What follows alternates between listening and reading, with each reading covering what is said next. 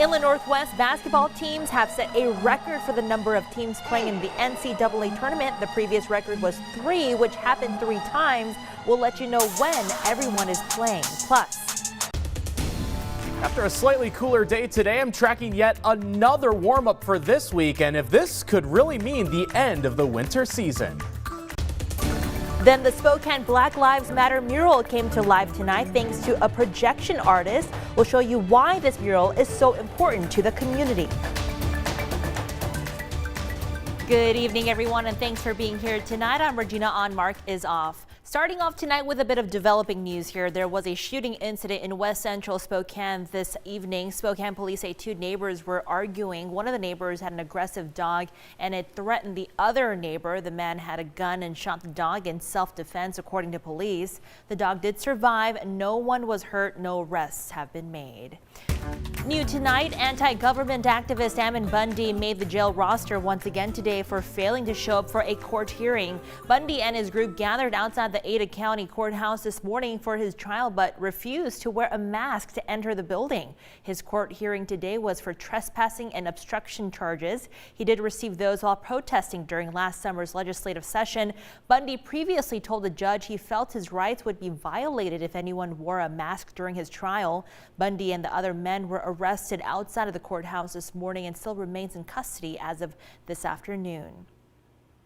A one-of-a-kind intergovernmental support agreement was made today for the Spokane Regional Small Arms Range. The agreement is between the Fairchild Air Force Base, the Spokane County Sheriff's Office, and the Spokane County Board of Commissioners. The 8-year effort is an agreement to jointly use a facility to train airmen and deputies simultaneously. It will feature 21 shooting lanes, classrooms, offices, and an armory on site. The range will be housed fully indoors with adjustable lighting to simulate different day and night scenarios.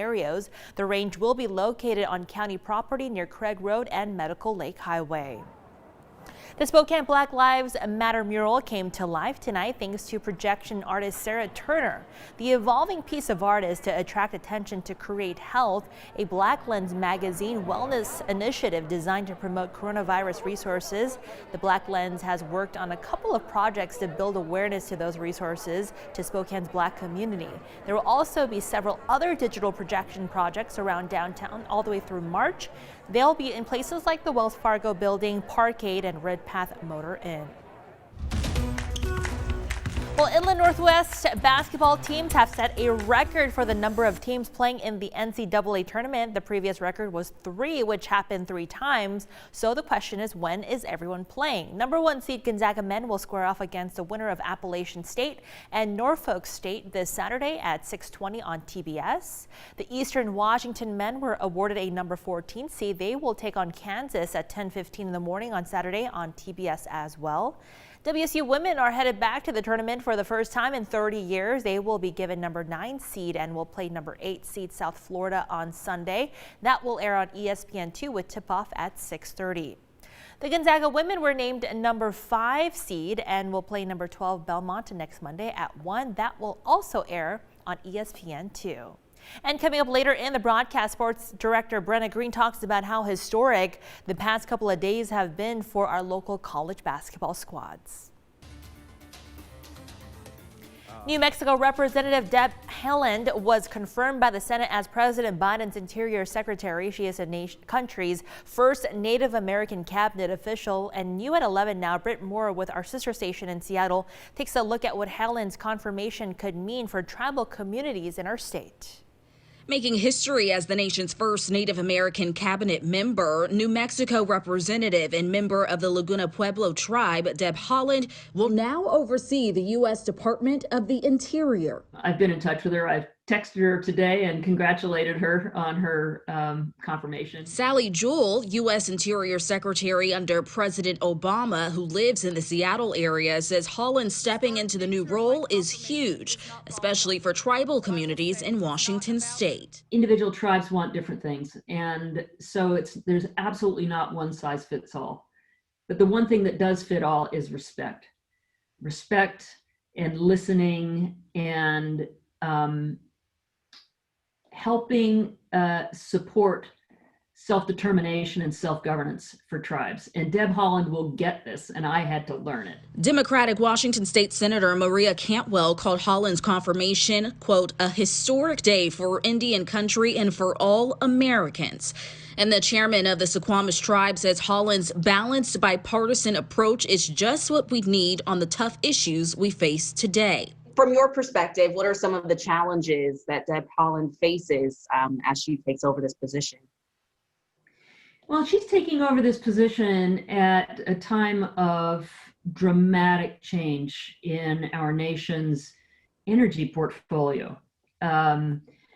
She's got public lands she'll be stewarding that will be very, very important to renewable energy. Haaland will play a huge role in Biden's energy and climate agenda, on top of overseeing and sustaining the nation's public lands and tribal communities. She will really deeply understand this in a visceral level that nobody else that has that lived experience could bring to this job. And that's going to be very important. All right, turning the page, checking on weather now. We started off kind of with a cloudy day, but we saw some sunshine a little bit later in the evening, which was really nice. Thomas Patrick joining us now from the Outdoor Weather Center. So Thomas, can we expect to hit some 60-degree temperatures again this week? You've been peeking at my forecast again, Regina, because you are loving the 60s. And hey, what can I say? More to offer for you this week. That's awesome. That's great news. And more sunshine, too. I'm loving not just more sunshine, but the later sunshine as well. I almost couldn't believe that it was still light out at about 7 o'clock in the evening hours, as is that we are now in daylight saving time. 36 degrees out right now. A little bit of a breeze coming from my back, which would be from the south. So it is kind of swirling around the building. So feeling a little chilly out here tonight. Nothing unusual for March standards. Pretty benign weather pattern, save for a couple radar returns over south central Washington, so near the Tri-Cities area. But that is not going to disturb us for tonight. So if you saw some light rain showers earlier this morning, that will not be replicated for tomorrow morning. Just a partly cloudy day from the morning to the afternoon hours. Highs in the low to mid 50s overall. And yeah, I am loving those later sunsets now. Almost 7 p.m. Won't be soon before long before it is after 7 p.m. 54 for tomorrow will be the expected high temperature in Spokane. Still in the low 50s across North Idaho, but warming up to the 60s in the days after that. I'll show you how many days we'll see in the 60s and when we'll see those rain chances and if we'll see any more snow for the rest of the season. I have details on that in just a few minutes. All right, Thomas, that all sounds great. Well, a new downtown stadium could be in the future for Spokane, but first, Spokane Public Schools wants to know what you think about it. Then later, more people in Idaho eligible for the COVID-19 vaccine, and even more will be eligible in the coming days. We have what you need to know about who now qualifies.